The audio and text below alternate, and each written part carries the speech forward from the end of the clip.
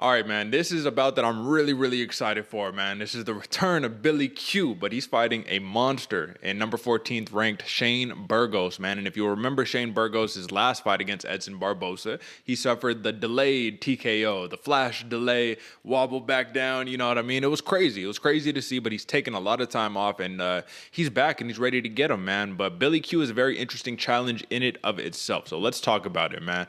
Minus 200 is Shane Burgos, plus 170 is Billy Q, who's coming off a domination win, a TKO round 3 win against Mowgli Benitez, one of the best kickboxers in the game. What do you think about this line, AJ? Do you think minus 200 is a little too high for Burgos?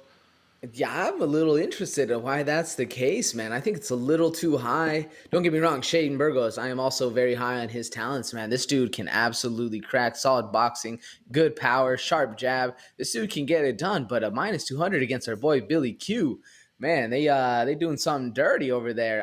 And especially with Burgos coming off the L and Quarantillo coming off the dub, it's crazy to see that the odds are that shifted, I guess. Yeah, that skewed, that swayed. No, I agree with you, man, because the big thing that Billy Q showed off in his last fight is his grappling chops, man. His ability to get the fight to the ground, control you there, take your back, and, damn near choke you out. So Shane Burgos is a man who, he's never been submitted. He's only been knocked out twice and only lost one decision, so shouldn't be too worried about him getting submitted in this situation. But I do think that his biggest strength is on the feet as a boxer. So if Billy Q can neutralize that and weaponize pace at the same time, which he is known to do, I just think it'll be a lot closer of a fight. So I don't necessarily agree with the odds, but I want to talk over-under real fast. 2.5 is the over-under on this one. AJ, minus 135 for the over, plus 105 for the under. What do you like there?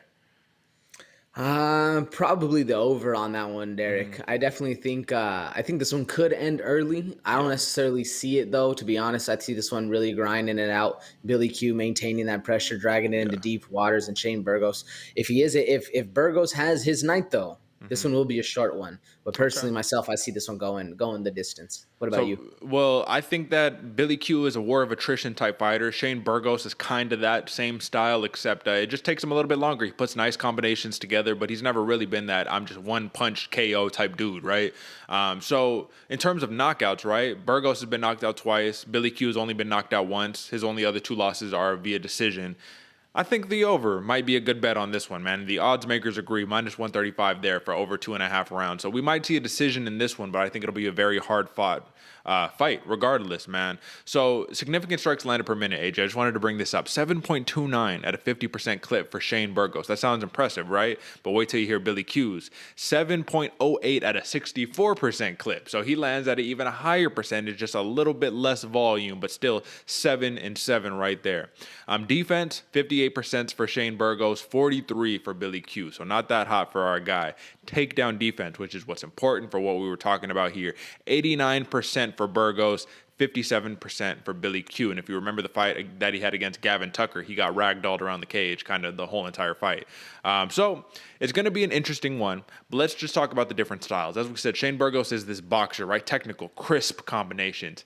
And Billy Q, as much as I love the man as a fighter, throws big, loopy shots. But when he throws big, he lands big, man. So it's weird because we talked about it in prior episodes. When you throw from weird angles, technical boxers don't know how to move and react because it's not from a technical angle that they're throwing it from. So with that being said, what would you see? What is a higher likelihood? Shane Burgos technically just piecing up Billy Q, getting him out of there just with the boxing, or Billy Q just hitting Burgos with one that stuns him or something like that. The way that Barbosa hit him, I think it was like a right hand that Barbosa hit him with, and he just, oh God, I don't know what's happening. You never know, man. The chin could be a little bit weakened after that last fight. Like, you truly never know. What do you think?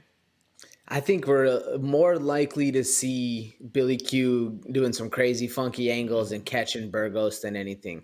Yeah. I just don't see Billy Q getting put on the boxing on the feet. He's really slick out there. If Yeah. anything, he's going to get kind of traded in the ground.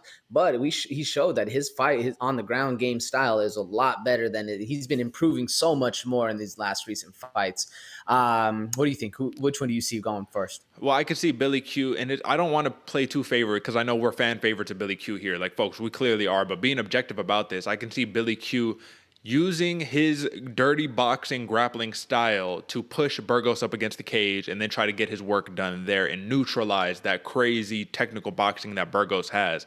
I don't necessarily see him saying, let's stand right here in the middle of the cage, go, foot in the tire, and we're just going to start boxing. Like, I don't necessarily see that because I think Burgos, that's his style all day. But then again, Burgos has a granite chin. He's a true warrior. And, bro, he has pressure. He's a pressure machine too, but he has these short combos where he doesn't fully extend. It's just short, bah, right there. Oh my God, it's powerful. It's pressure. It's power. It's the entire nine.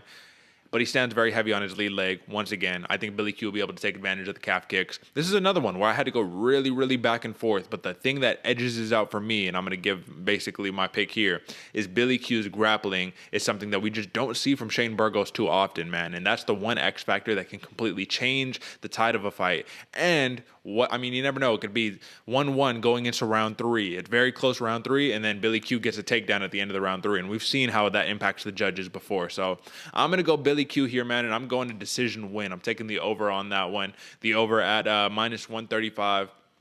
I think Shane Burgos is so talented, man, but Billy Q has been rising. He's a prospect, but he's fast rising, and I think that the man has the intensity and the mindset to be able to make this happen. Shane Burgos needs this win after the position that he was in his last fight. I mean, you go from fighting Edson Barbosa to potentially getting knocked out of the top 15 with the loss to Billy Q. So give me your pick. What do you think about all that, AJ?